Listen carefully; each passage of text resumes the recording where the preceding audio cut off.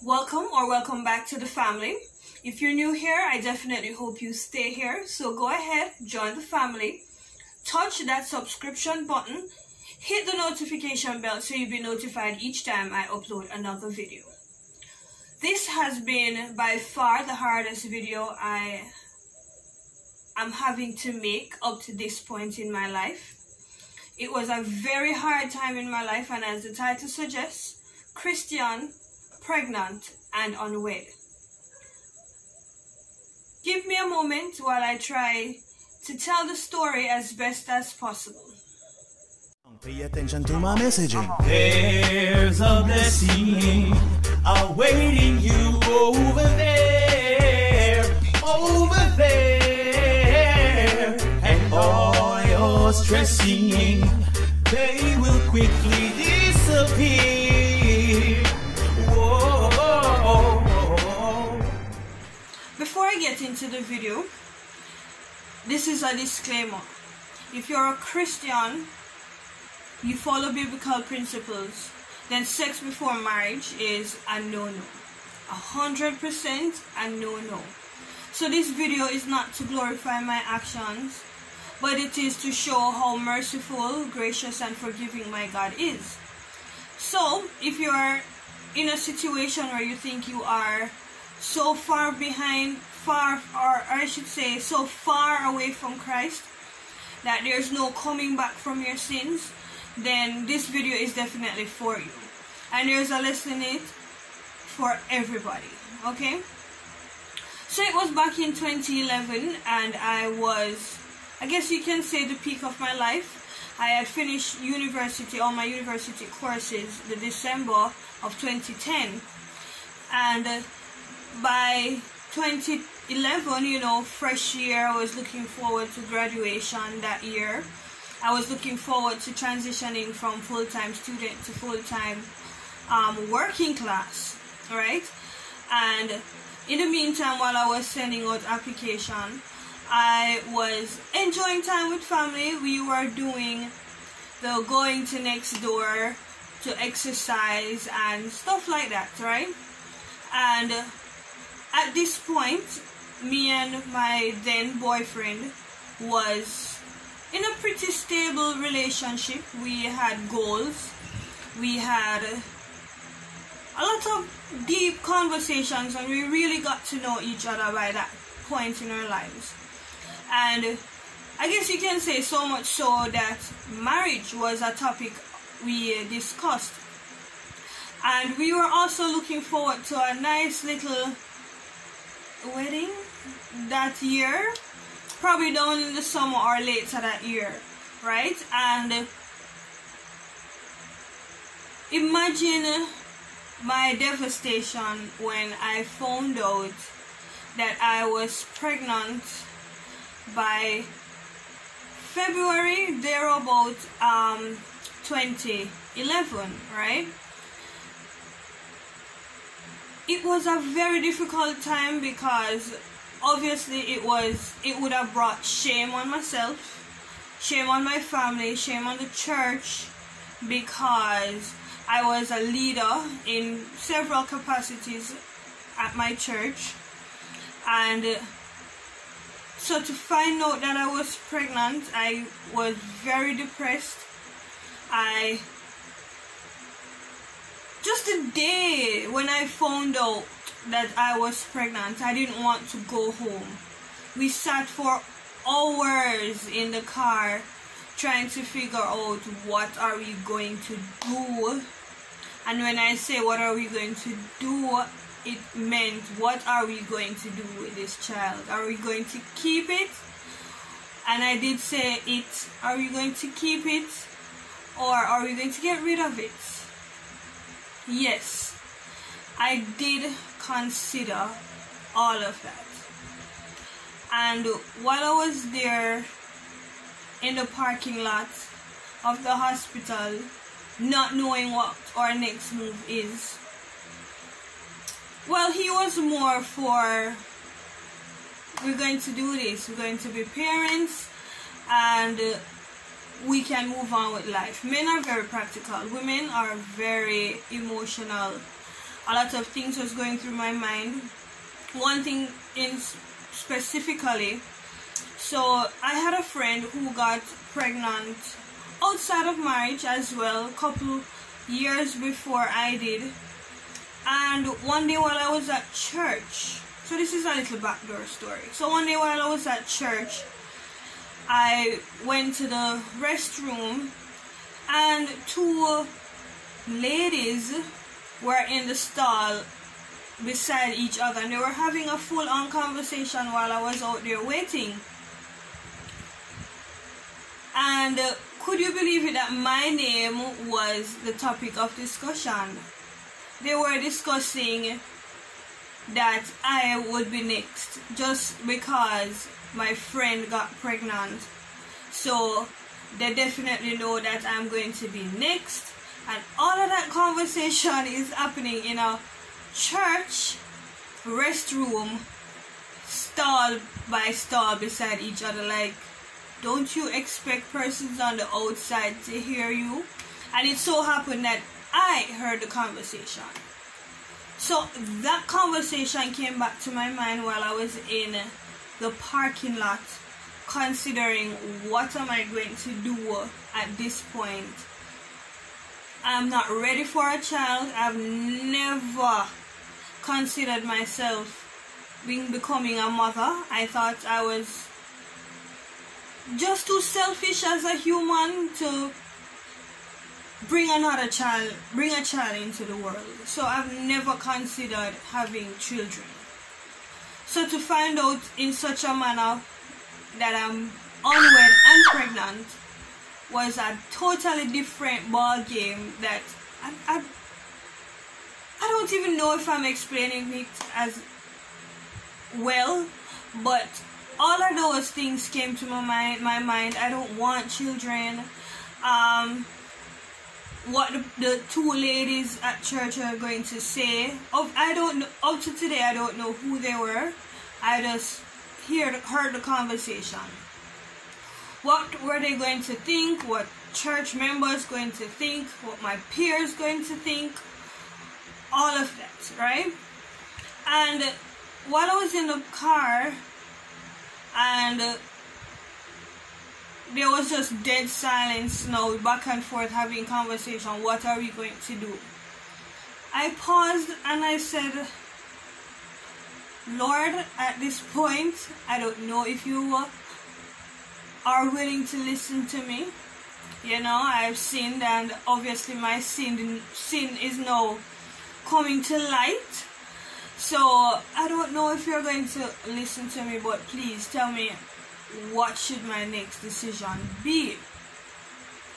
And people, it might sound strange or ridiculous maybe, but I look across to the driver's seat and I was looking at him and I saw the perfect eyelash, right? And eyebrows and just a perfect handsome face. And I just thought, what if the unborn was a son?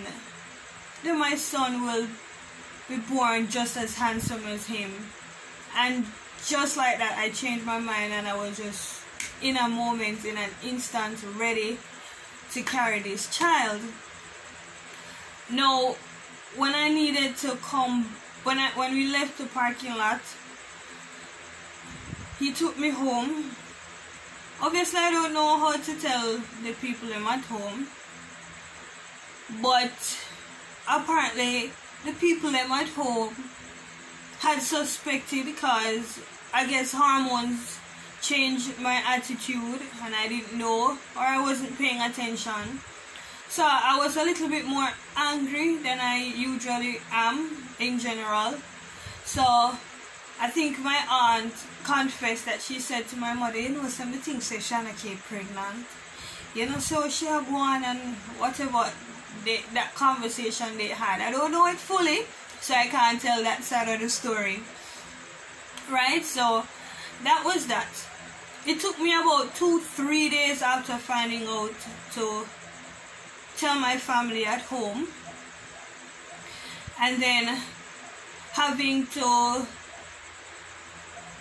then having to go to church and saying to my first elder at the time that we need to talk, and me and my Lord stepped into the vestry and we had to tell him that we're going to have a child.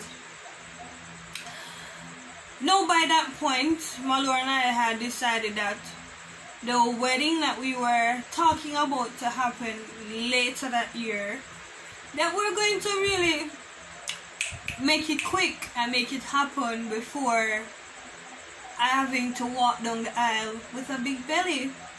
And we didn't want the child to be born not married and we're living separately, and we just didn't want that situation. No, that decision came with a whole different set of problems, okay? For me, I didn't want to do it. I wanted to wait until the child was born and raise the child basically on my own. Well, not on my own, I live with family, but you get what I mean. Not having the father there, because we would have been living separately.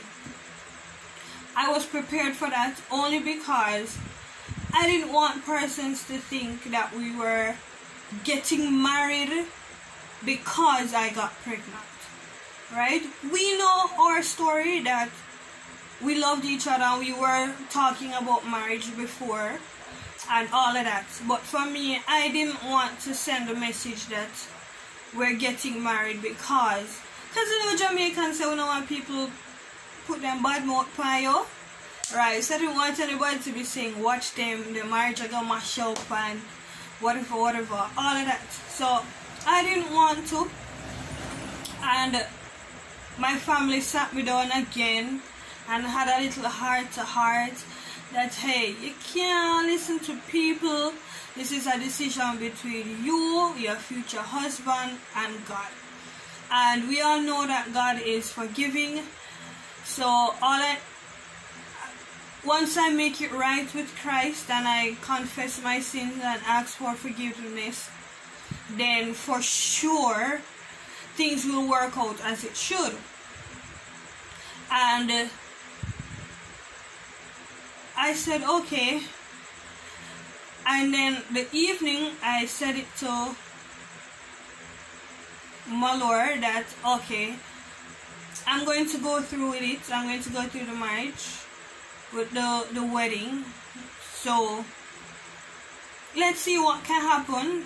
And we just set a date, but we actually set the date based on the availability of the University of the West Indies Chapel. So their most recent, the quickest date they had available was March 13th. So we said, okay, let's work with that. And that was like 3 weeks to go. And I paused and I said, well, the evening after having the conversation that I'm going to go throughout the wedding, I really had a long prayer. And I said, Lord, I am so sorry. And I don't want to, at this point in my life, turn my back on you. I've been going on this Christian journey and I know that it's not a perfect, easy road. So each step I'm just asking you to guide my next move, calm my fears, calm my depression, all my anxieties, all those emotions that came with being pregnant, Christian, and unwed. And guys, in an instant, literally in an instant, things were just working out so perfectly. And I'm just want you to know that no matter what situation that you find yourself in, if you're a Christian and you're on this journey, the Lord knows our weaknesses. All He wants is for us to hand it over to Him, reach out to Him, stay under His shadow, keep praying, and know that He will be with you on this Christian journey, and that at the end of it, if you hand it over to Christ, then He will work it out for you. And I am going to pause this video right here. I'm going to leave part 2 for next week. Now, part 2, I'm going to tell you how the wedding day came about in 3 weeks, and how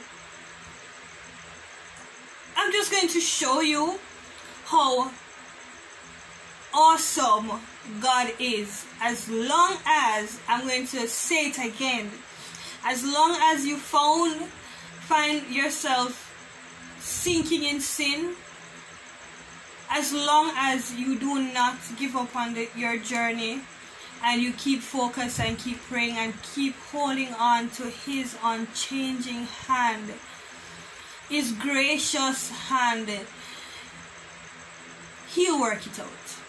Right? So tune in to next week's video, part 2, and I'll tell you how the wedding day came about in 3 weeks so perfectly. So until next time, see you in my next video. Stressing from both left and right, you need a daily dose of blessing right up in your life. I know it feels so very difficult and depressing, but you gotta hold on to the positive and keep on pressing. The blessing, you know, if you need it, then you can't stop. We keep rising.